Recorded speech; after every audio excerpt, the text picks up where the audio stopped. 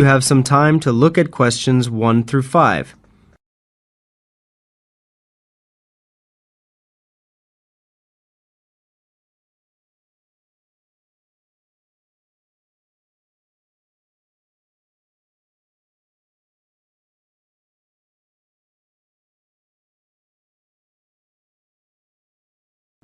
Now we begin.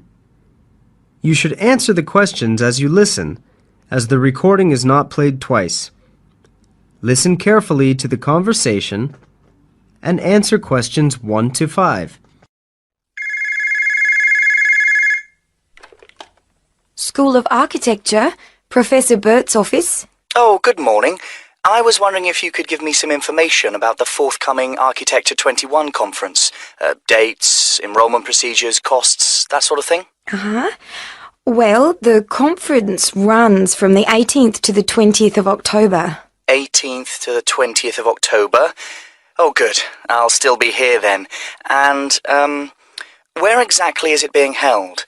Is it at the university, as in previous years? No, it's actually being held at the Pacific Hotel. We've rather outgrown the university conference facilities, so we've opted for this new venue. Right. Paradise Hotel. No, the Pacific, that's PACIFIC. Oh, right. And presumably we can get accommodation at the hotel? Yes, but you'll need to contact them direct to arrange that. I'll give you the number for hotel reservations. Have you got a pen ready? Yes, go ahead. It's area code 07 and then 9333 2266. And what's the registration fee? Individual fees are $300 for the 3 days or $120 a day if you only want to attend for 1 day. Are there any student concessions? There's a 50% concession for students, so that's $150 for the 3 days or $60 a day. And am I too late to offer to give a talk? Oh, I'm pretty sure you've missed the deadline for that. Oh, really? But I've only just arrived here in Australia. Is there any way I could have a paper accepted? Well, you'd need to talk to Professor Bert, the conference organiser. I can put you through if you like. That'd be great. Oh, and can I just check the spelling of his name? Is that B-U-R-T? Yes, that's correct. You have some time to look at questions 6 to 10.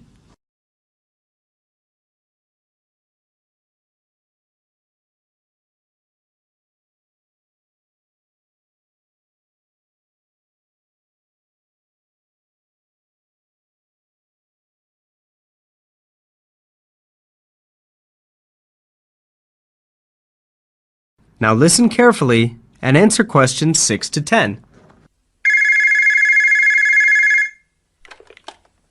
Professor Burt speaking. Oh, hello. My name's John Helston. I'm an architecture student at London University. I'm here in Australia for 3 months, looking at energy-saving house designs. Right. I'm interested in giving a talk on my research at the conference, but I believe I may have missed the deadline. Well, strictly speaking, you have. The closing date was last Friday. Oh, no. But we may be able to include your paper if it fits into our program, but you'll have to be quick. Okay. What do I need to do?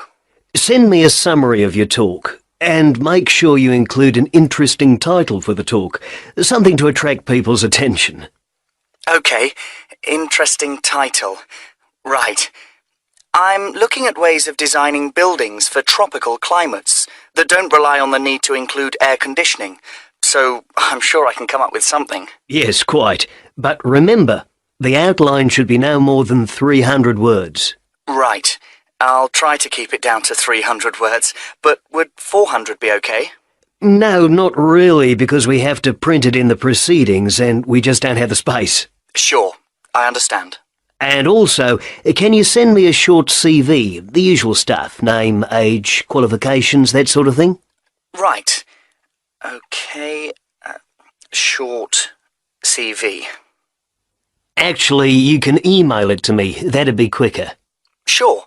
What's your email address? Well, the best thing would be to send it to the conference administrative officer at info, that's INFO, at uniconf.edu.au. Right. I'll do that straight away. That is the end of Section 1. You will now have half a minute to check your answers.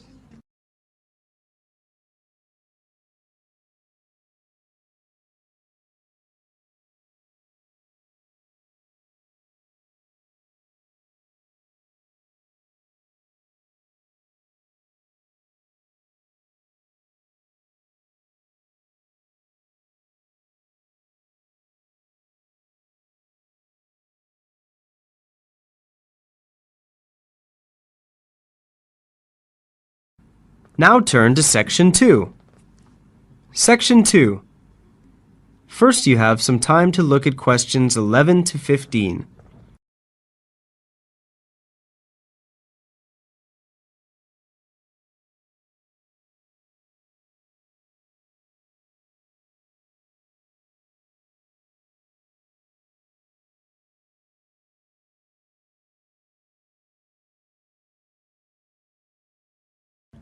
Now listen carefully to the short introductory talk and answer questions 11 to 15. Good afternoon, everyone, and welcome to Apsley House. My name's Henry James, and I'm the proprietor of this, I must say, wonderful old house. My staff and I will do all that we can to ensure that your stay here at Apsley House is both informative and relaxing. If you look at the schedule I've prepared, you will see that we have planned a number of different activities for you. But what I'd like to do today is to introduce the house to you. So let's first deal with the history of the house. Apsley House is known as one of the finest houses in England. It was originally designed and constructed by the Scottish-born architect Robert Adam between the years 1771 and 1778, and from day one was the office of the Duke of Wellington. Back then it was a private house, but in 1987 it opened to the public for the first time. The Duke of Wellington was an avid collector of art, and if you look to the room to your left, can everyone see that all right? Yes? Good. You will see a rather large art gallery. The viewing gallery is 90 feet long and houses a wide range of art from all over Europe. Until recently, the gallery was closed to the public, but I'm pleased to say that it is now open and you are free to visit anytime you wish. If you take a look at the schedule, you will see that I'll be talking to you about the gallery tomorrow after breakfast, so if you're interested in art, please be here by 9 o'clock for the talk. You now have some time to look at questions 16 to 20.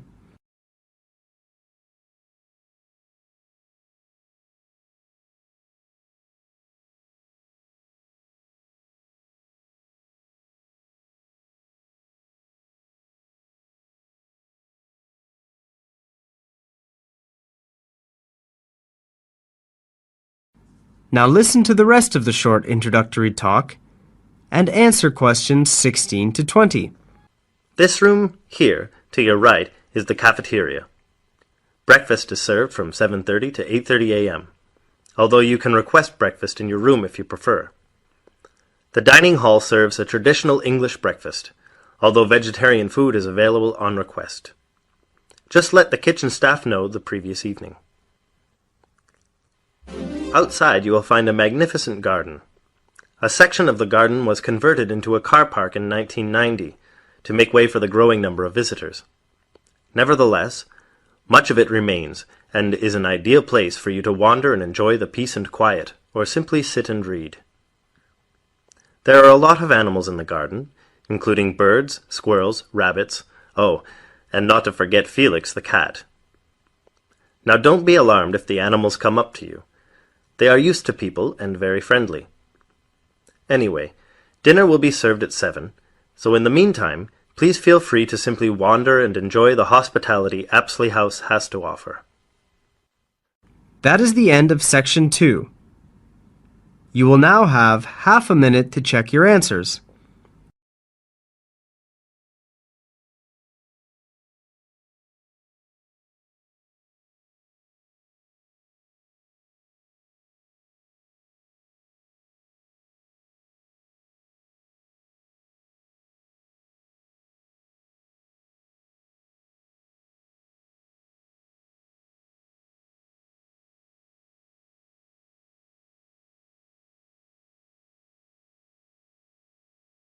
Section 3. You will hear two students, Anna and Chris, talking about postgraduate courses in music. First, you have some time to look at questions 21 to 25.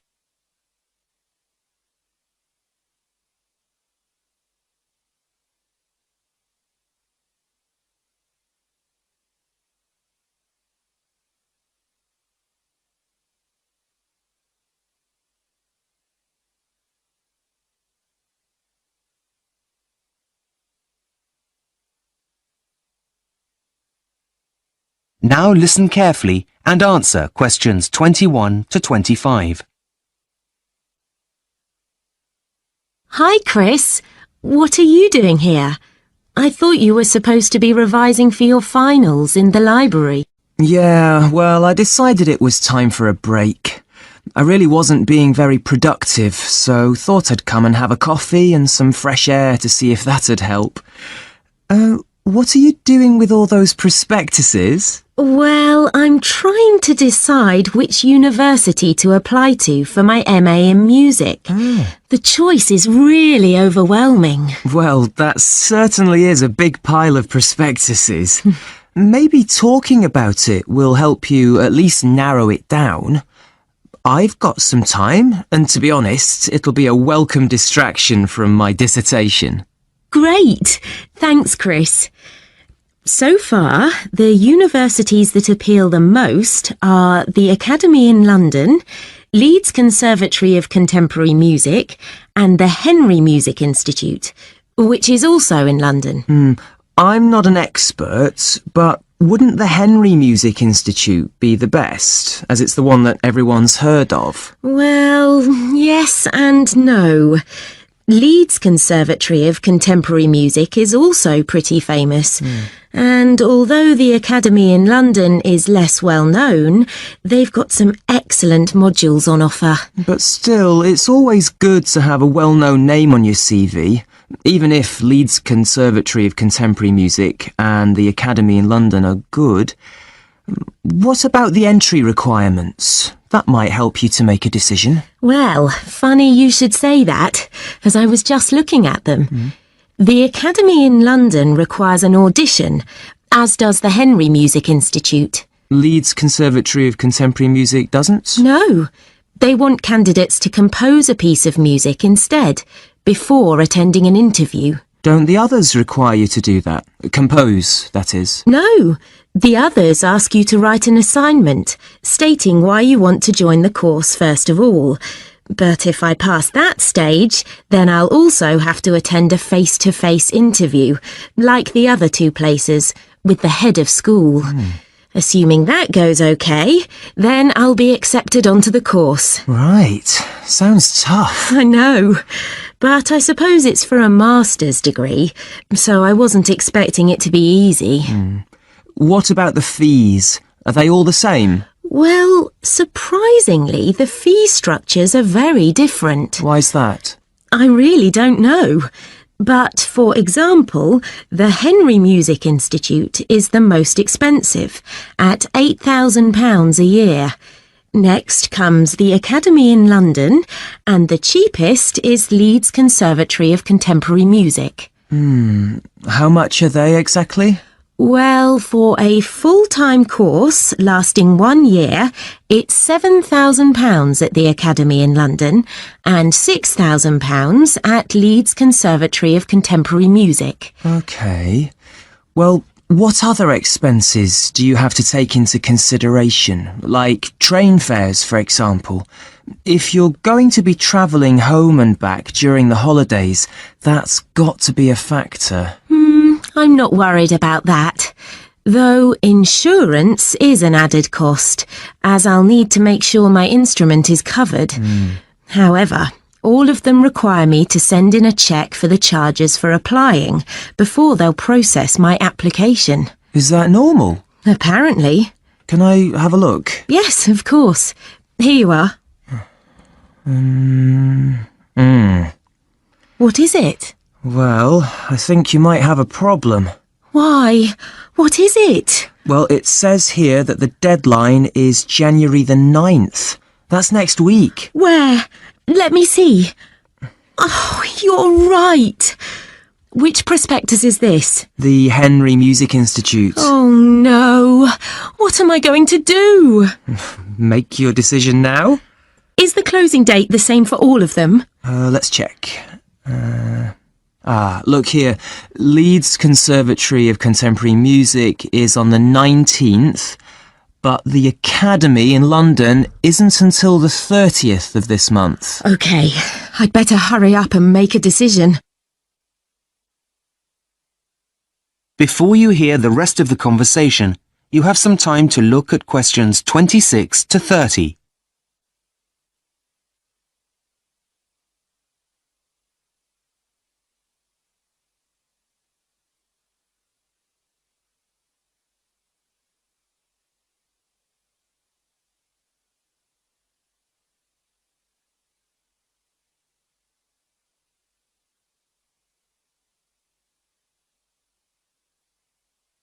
Now listen and answer questions 26 to 30.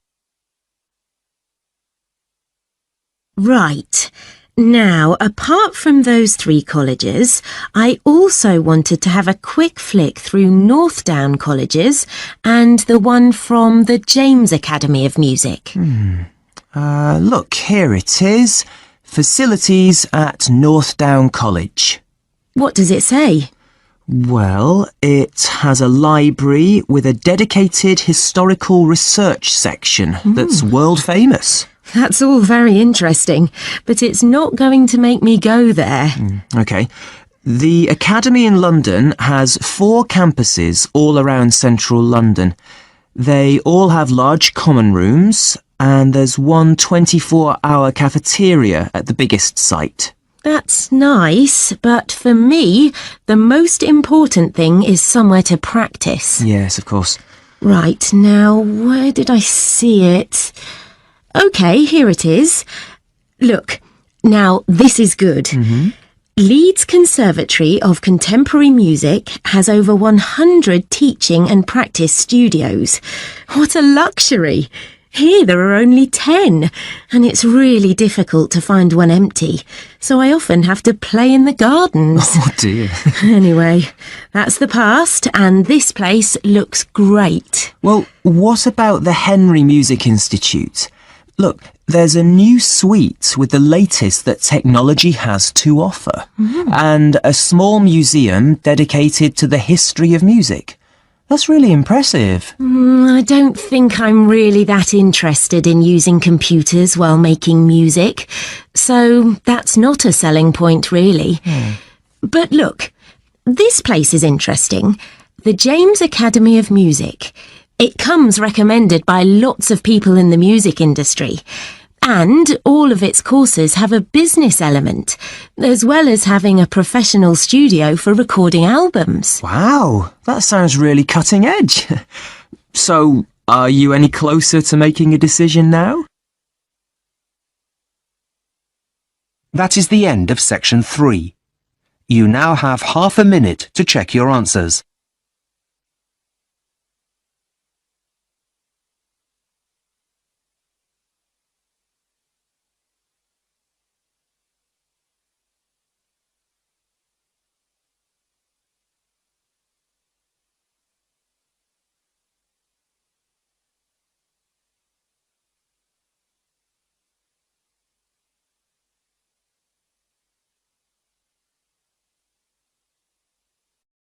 Section 4. You will hear part of a student presentation on how music and art are used in the healing process. First, you have some time to look at questions 31 to 40.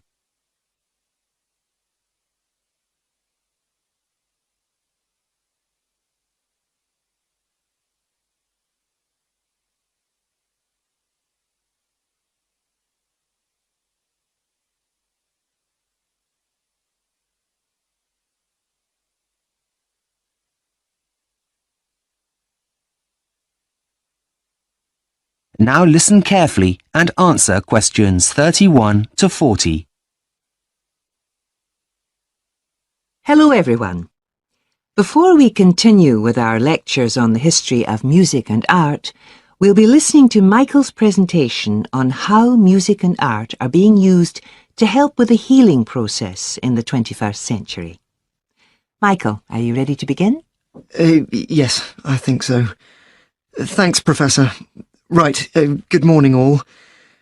As Professor McKinley just stated, I've been doing some research into the healing powers of art and music, and I'd like to present my findings to you today. I intend to demonstrate the positive effects of music and art on patients' emotional, social, as well as physical well-being.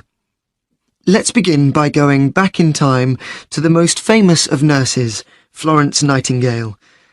Way back in 1860, Florence Nightingale wrote in her notes on nursing that brightly coloured flowers and art helped her patients to recover more quickly.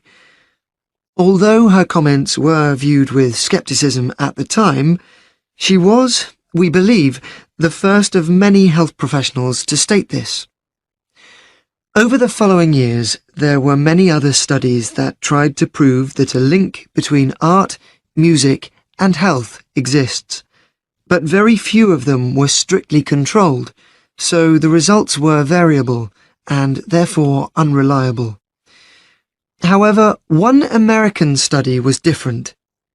In the 1980s, some research took place into the effects of architecture on the recovery time of 46 patients who were in hospital for a gallbladder operation. Half of the patients were kept in hospital wards with windows overlooking some trees. The other half were left in rooms that faced onto a brick wall. It was found that the ones with a nice view left hospital a day earlier and needed fewer painkillers. This study was groundbreaking, as it was the first that used controlled conditions that could be measured statistically and without bias.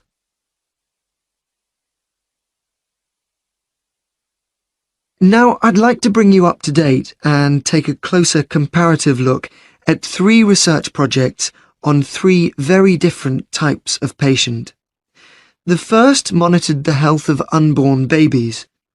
In the study, which took place at a hospital in London, babies were played live music and their heart rates were monitored.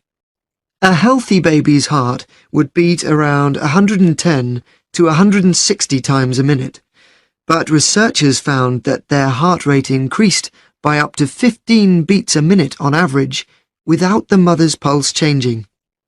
This is a good sign that the baby is healthy. In addition, the mothers that took part in the survey also said they felt more relaxed. Another study looked at cancer patients who were visiting as day patients to receive their chemotherapy treatments.